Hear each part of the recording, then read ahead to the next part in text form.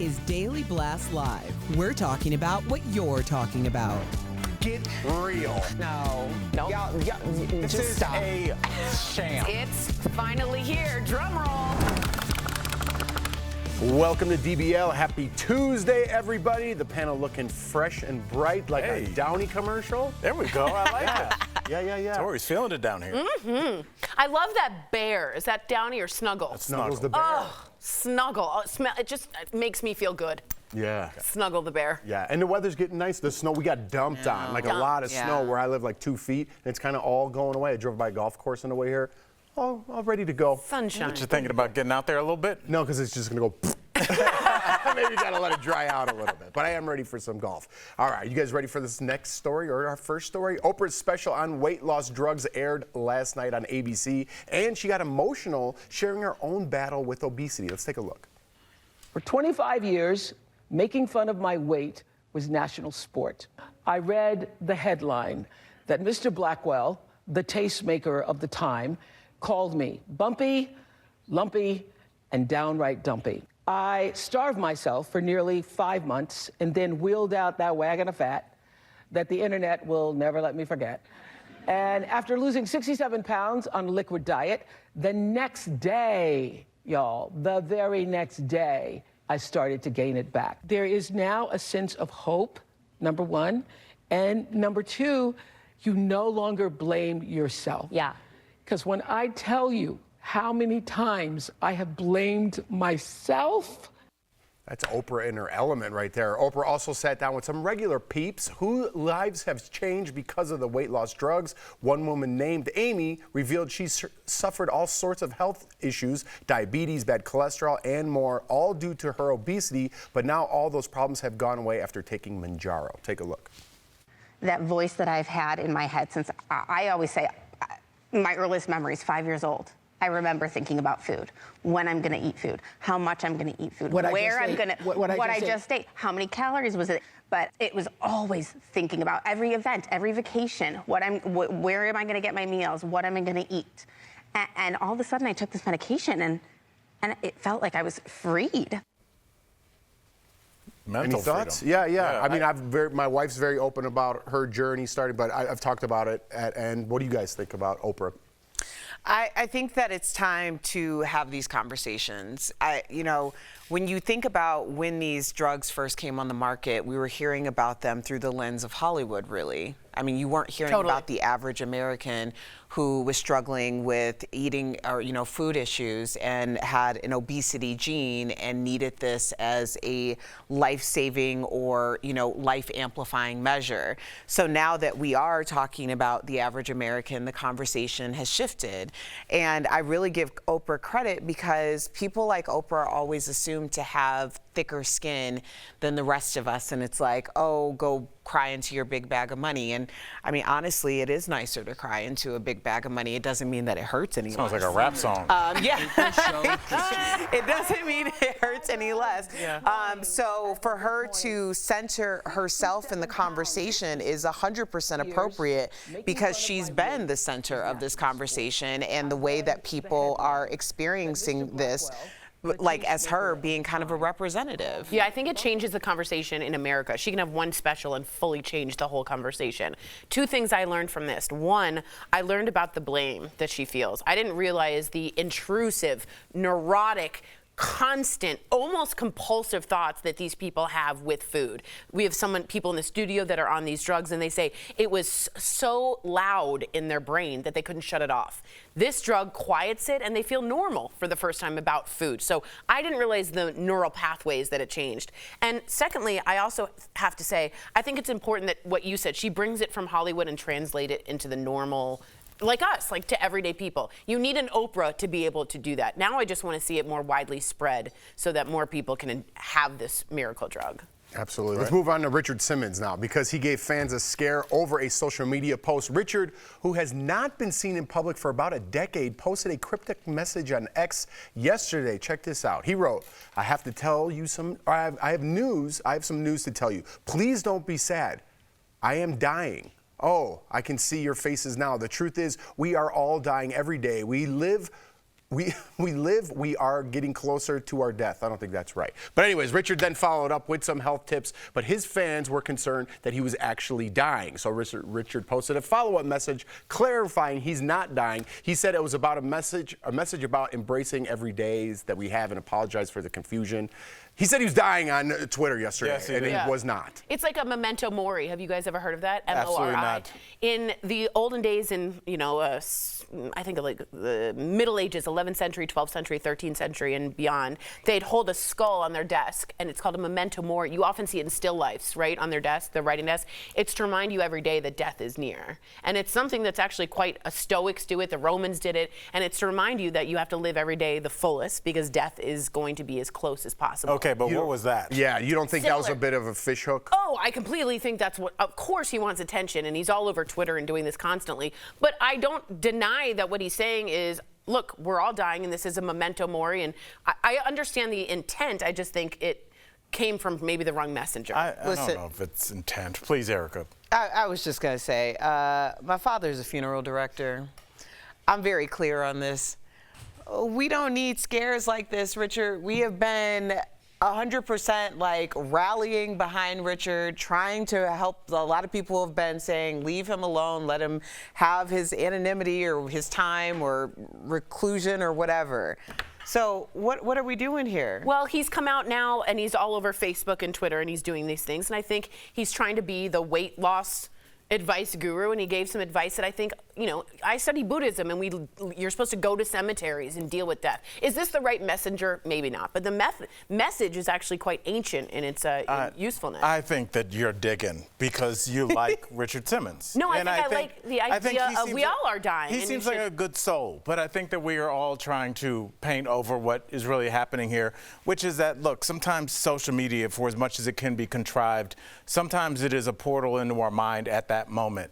And sometimes at that moment, we don't need to be talking to the entire world, but we have this thing in our hand that lets that thought go out to a lot of people. And I feel like that was a thought that passed through his head, and he posted it, and maybe he forgot about it, and the rest of the world reacted. But I don't think he was leaning on the 11th century. I think that was a very strange thing to say. And then we did a little cleanup on aisle 3 with the PR firm that we hired. So, and that's what they're there for. I disagree. You think he was leaning on the 12th I think he's giving you a century? philosophy of life that says we're all dying and you should live life to the fullest. That's what he's given advice his whole life. Agree to disagree. Coming up on DBL, our interview with Billy D. Williams. He's talking about his legacy in the Star Wars franchise, plus his new book about his life story, and a new video of Kate Middleton. If it's really her, what do you guys think? Huh?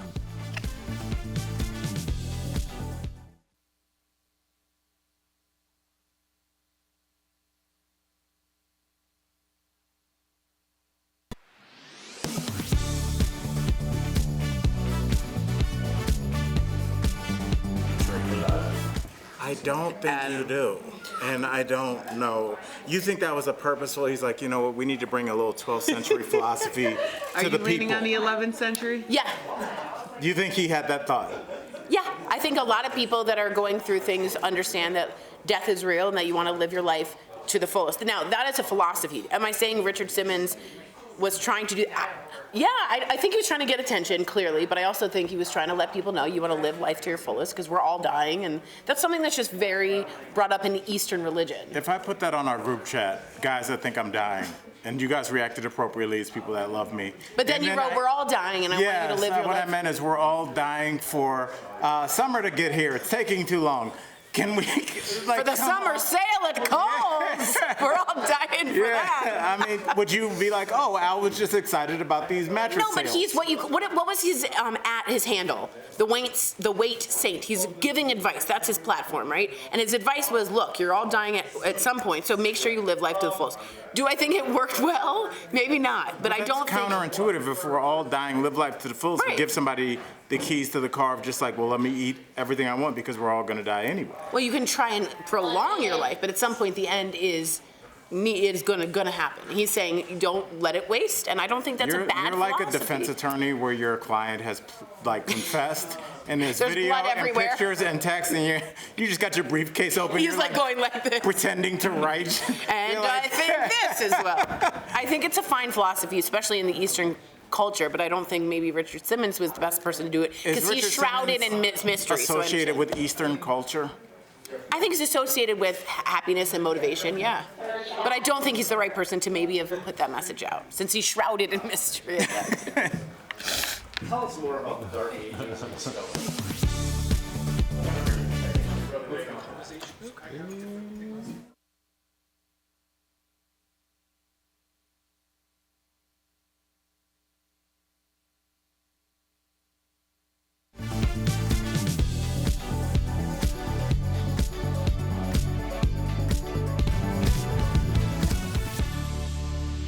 Welcome back to DBL. The mysteries surrounding Princess Kate's whereabouts have been solved. Yay! Or have they, Al? Oh. Yesterday, we mentioned that Kate was spotted at a farm shop in Windsor, but there was no video to prove it. Well, shortly after that, TMZ released this video of Kate and Prince William strolling through the farm shop. It's the first time Kate's been spotted in public outside a car since having an abdominal surgery back in January.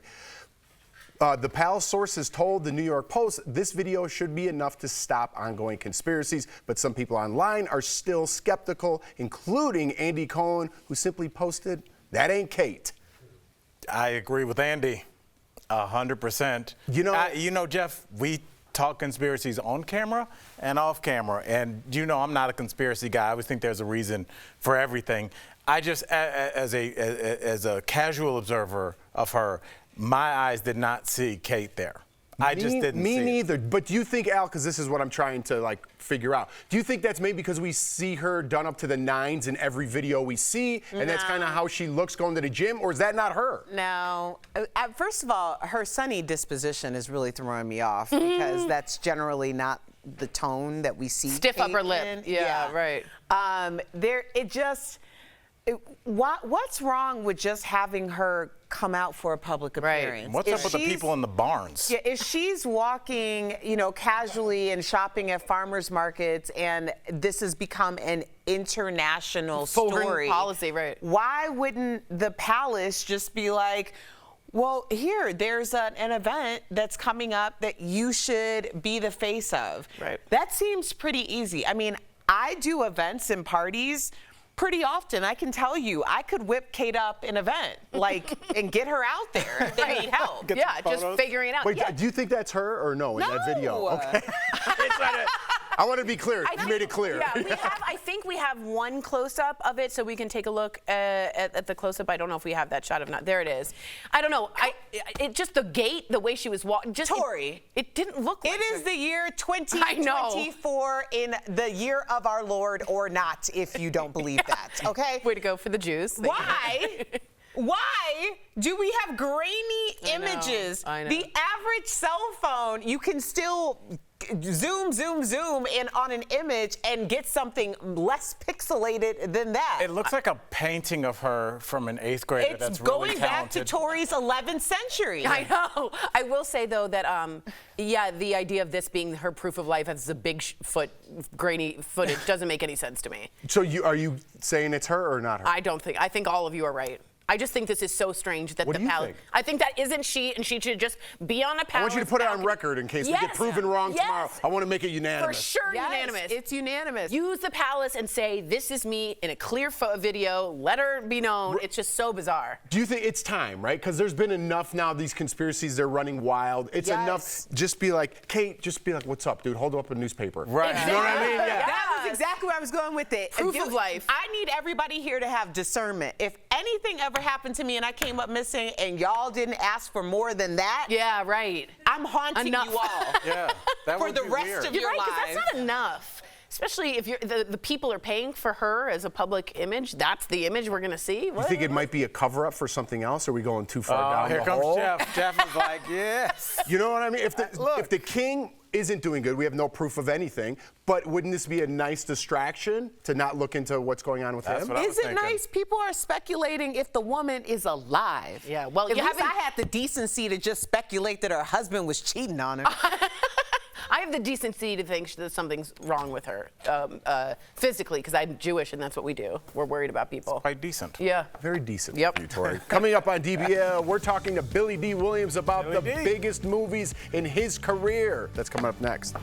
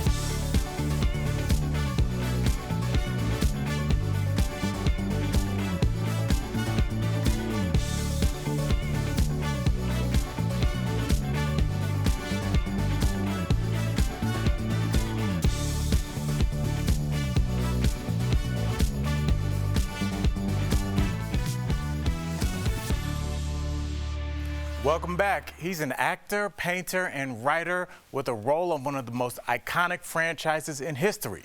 Earlier, we talked with Billy D. Williams about some of his biggest movies and his new book. Check it out.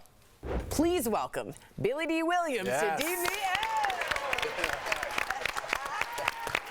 Billy, Good morning. Good morning. What an honor speaking with you, and I got to ask you right away about this. I say Brian's song is the ultimate guy cry movie. You love it. I love that movie so much, and I cry every time I see it. Were you emotional when you first read that script? Yeah, well, a lot of things were going on in my life at that time with my father.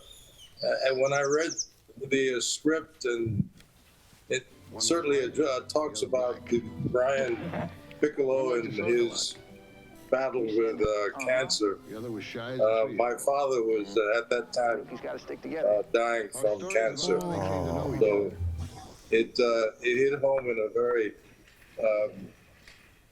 deep, succinct way. So what was it like working with James Caan back then, too, the famous James Caan? Well, we had a good chemistry. We had a good time together.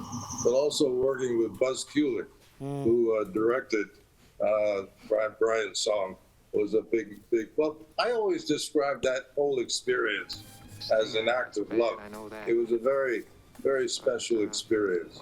It's like one of those once-in-a-lifetime kind of situations. It sure was. Yeah, you always speak about that movie. All right, I don't know if our audience knows, but you played Lando, people, in Star Wars. It's this little movie people might not know. I'm just kidding. He's been a staple in households for nearly 50 years. How do you feel about the lasting Lando legacy that you created? I feel good about it, obviously. We can rap. We're good to go. You've said that some fans got really upset with you after your character betrayed Han Solo. So what's the funniest angry fan encounter that you've had? Well, when you got a 10-year-old threatening your life, it becomes a little bit disconcerting. When you have a 10-year-old saying to you, I had no choice. have you ever betrayed anybody? I'm sorry.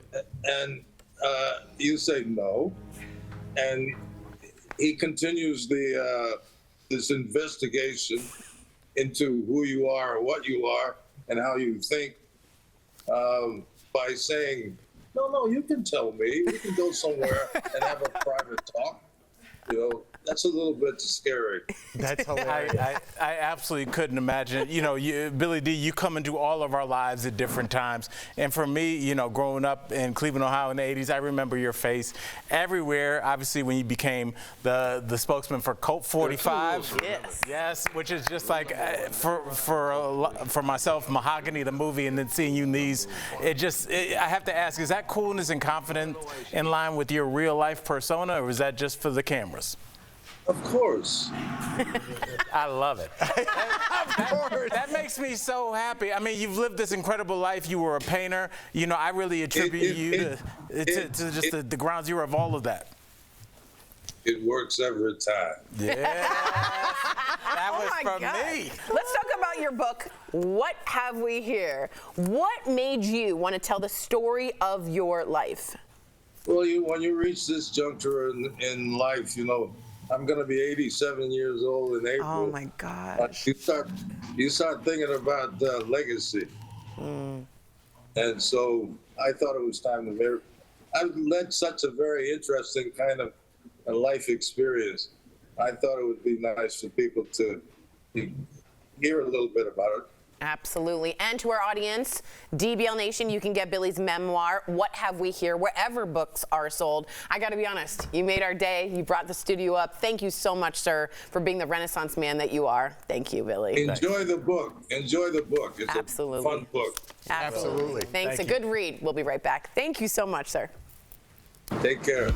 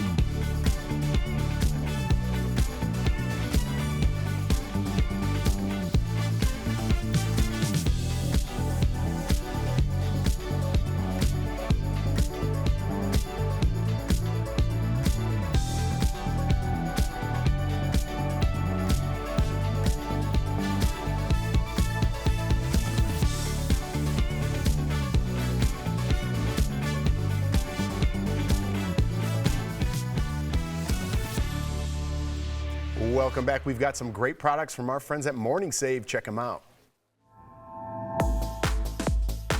Steph, what do you have for us today? First, we've got the Glands 4-in-1 immersion hand blender and food chopper with a whisk. Oh. It is cordless, so there's no need to be by an outlet when you're mixing up your favorite smoothies, shakes, and sauces. Nice. Plus, you can swatch out the attachments and turn it into a food chopper. Normally, it's $50, which isn't a bad price, but we've got it for $24.99.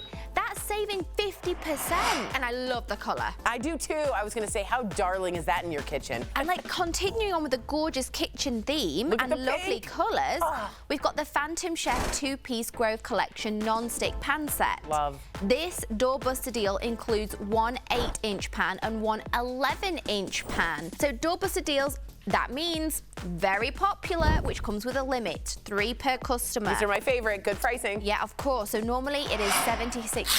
A little pricey for me. We've got a 2-piece set for $20. That's saving 74%. And for this colorway, you cannot go wrong with Are you so happy? I was like, that's all Steph. Okay, now check out this. This is the Serafina 6-piece printed sheet set. Spring cleaning is almost here. And if you have your sheets and they've seen better days, then you can grab some of these really fun prints to liven your bedrooms up. Normally, they range between $90 to $100. Yeah, normal. We have got this for $24.99, which is saving 75%. And then last but not least, this is so handy. This is the Coleman Portable Power Station and Solar Panel Bundle. What? Use it to power lights, small appliances, TVs, phones, and laptops. So normally, this is $430. Nope. We've got it for $199.99, which is saving 53%. In an emergency, you could really use this. It just takes the sun and it can save you. Exactly. Guys, head on over to morningsave.com to snag these amazing deals at the lowest prices. Or you can even just scan that QR code. It's right on your screen. It will take you directly to these products on Morning Save's website. Thank you so much, Steph. Just takes the sun, otherwise known as solar power. Yes, Jeff, that's just been ringing in my head. So Tori, walk us through an emergency in which you would use that. If you're trapped somewhere in a camping ground and you don't have any water and there's a storm coming in and you don't have power, you plug your phone in because you don't have a charge and you use the sun to charge What your if phone. it's coming in? Wouldn't there be clouds to cover the sun? What if it's at a night? spotty storm. No, actually, that's a great product to have in your car. spotty We're making storm. jokes, but it's a great product to have. Save your life. Absolutely. Except at night. We'll see you tomorrow.